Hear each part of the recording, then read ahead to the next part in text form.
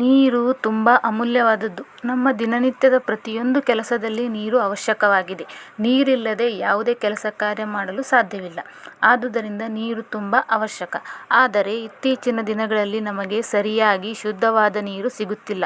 ನಮಗೆ ಸಿಗುವ ನೀರಿನ ಆಕರಗಳಲ್ಲಿ ಕೆಲವೊಂದರಲ್ಲಿ ಶುದ್ಧವಾದ ನೀರು ಸಿಗುತ್ತವೆ, ಇನ್ನು ಕೆಲವೊಂದರಲ್ಲಿ ಮಲಿನವಾದ ನೀರು ಸಿಗುತ್ತವೆ.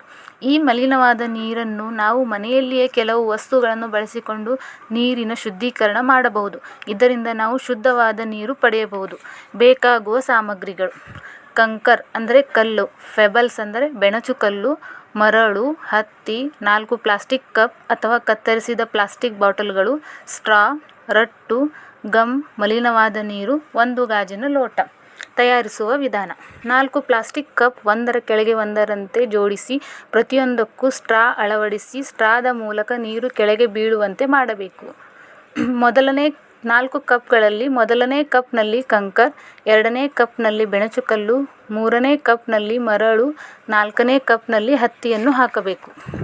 ಮಾಡುವ ವಿಧಾನ: ಯಾವಾಗ ನಾವು ಅಶುದ್ಧವಾದ ನೀರು ಅಥವಾ ಮಲಿನವಾದ ನೀರನ್ನು ಮೊದಲನೇ ಗ್ಲಾಸ್ ಕಂಕರ್ ಇರುವ ಗ್ಲಾಸ್ಗೆ ಹಾಕುತ್ತೇವೆ, ನೀರು ನಿಧಾನವಾಗಿ ಕೆಳಗೆ ಬಂದು ಸ್ಟ್ರಾದ ಮೂಲಕ 2ನೇ ಗ್ಲಾಸ್ಗೆ ಅಂದರೆ ಬೆಣಚುಕಲ್ಲಿನ ಗ್ಲಾಸ್ಗೆ ಬೀಳುತ್ತದೆ.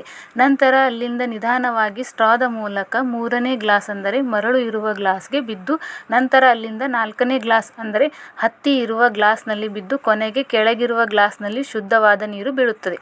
ಇಲ್ಲಿ ಮಲಿನವಾದ ನೀರು ಅಥವಾ ಶುದ್ಧವಾದ ನೀರು 4 ವಿಧಾನಗಳಲ್ಲಿ ಶುದ್ಧೀಕರಣಗೊಂಡು ಕೊನೆಗೆ ನಾವು ಶುದ್ಧವಾದ ನೀರನ್ನು ಪಡೆಯಬಹುದು. ಇಲ್ಲಿ ಪಡೆದ ಶುದ್ಧವಾದ ನೀರು ಕುಡಿಯಲು ಯೋಗ್ಯವಿರುವಷ್ಟು ಶುದ್ಧವಾಗಿ ಇರುವುದಿಲ್ಲ.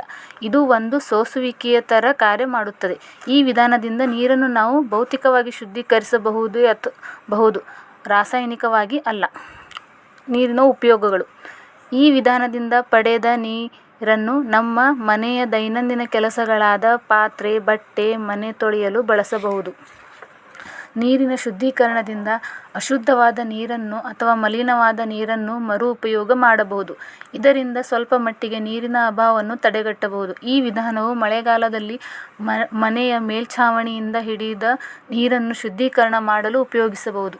ಇದು ನೀರನ್ನು ಶುದ್ಧೀಕರಿಸುವ ಅತ್ಯಂತ ಸರಳ ವಿಧಾನವಾಗಿದೆ.